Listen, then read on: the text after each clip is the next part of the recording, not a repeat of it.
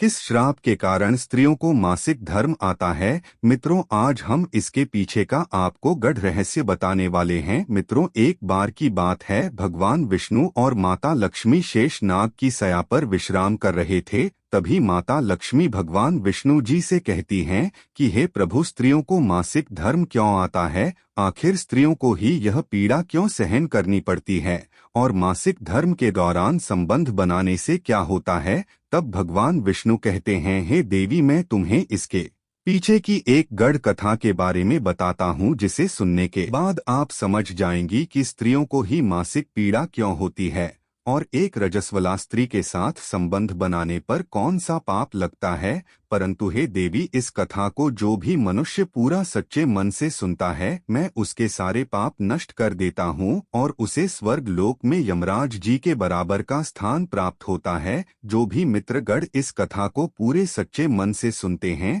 तो उनके घर में पैसे की बरकत होती है ही देवी। अब मैं तुम्हें बताता हूँ किस कारण से स्त्री को मासिक धर्म से गुजरना पड़ता है। यह घटना सतयुग की है। सतयुग में काल के नाम से प्रसिद्ध एक दानव हुआ करता था। दानव होने के कारण उनका स्वभाव उग्र था और वे हमेशा ही युद्ध करने के लिए तत्पर रहता था। फिर एक दिन सभी दानव वृत्रासुर के साथ मिलकर स्वर्ग लोक पर चढ़ाई करने लगे। उन असुरों के पास भयंकर शक्तिशाली अस्त्र थे जिसका देवता सामना ना कर सके और भागकर ब्रह्मदेव के पास चले गए। फिर ब्रह्मदेव ने उन्हें असुरों को परास्त करने का उपाय बताते हुए कहा, हे इंद्र, तुम इसी क्षण महर्षि दधीच के पास जाओ। वे अपने शरीर की हड्डियों से तुम्हें अस्त्र शस्त्र प्रदान करेंगे। उन्हीं अस्त्रों का प्रयोग करके तुम वृत्रासुर का वध कर सकोगे। फिर सभी देवता महर्षि दधीच के आश्रम पर जाते हैं और उनसे प्रार्थना करके अस्त्र प्रदान करने की विनती करते हैं। फिर संसार के कल्याण के लिए महर्षि दधीच अपने शरीर की हड्डियों से अस्त्र शस्त्र निर्माण करते हैं।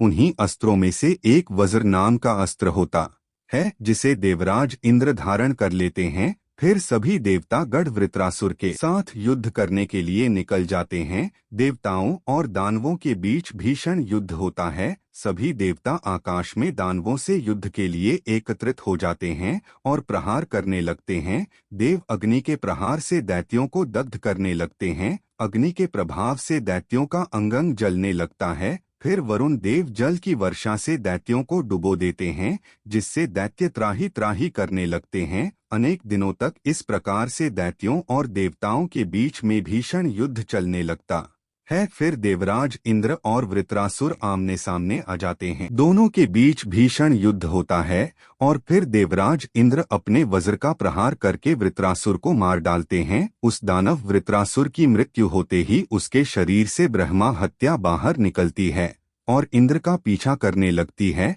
फिर वह ब्रह्मा हत्या इंद्र के शरीर में प्रवेश कर लेती है, जिससे इंद्र को ब्रह्मा हत्या का पाप लगता है। अब देवराज इंद्र ब्रह्मा देव के पास जाते हैं और उनसे ब्रह्मा हत्या से छुटकारा दिलाने के लिए कहते हैं। फिर ब्रह्मदेव उस ब्रह्मा हत्या को इंद्र के शरीर से निकलने की आज्ञा देते हैं और तब वह ब्रह्मा हत्या इंद्र के शरीर से बाहर निकलकर ब्रह्मदेव से कहने लगती है, हे परमपिता, अभी तक मैं वृत्ता असुर के शरीर में निवास कर रही थी, क्योंकि उसने अनेक ब्रह्मा हत्याएं की थी। जब इंद्र ने उसकी हत्या की तो मैं इंद्र के शरीर में वास करने लगी। अब आप ही मुझे कोई उचित स्थान दीजिए जहाँ पर मैं रह सकूं। फिर ब्रह्मदेव कहते हैं, हे ब्रह्मा हत्या, मैं तुम्हें उचित स्थान देता हूँ। फिर ब्रह्मदेव ने ब्रह्मा हत्या के 4 भाग किए और कहा, हे ब्रह्मा हत्या, तुम्हारा 1/4 भाग अग्नि के भीतर रहेगा। जो भी मनुष्य अग्नि को आहुति नहीं देगा, तुम उसके शरीर में प्रवेश कर लेना। तुम्हारा दूसरा 1/4 भाग जल के भीतर रहेगा। जो भी मनुष्य जल में थूकेगा अथवा मल मूत्र का त्याग करेगा,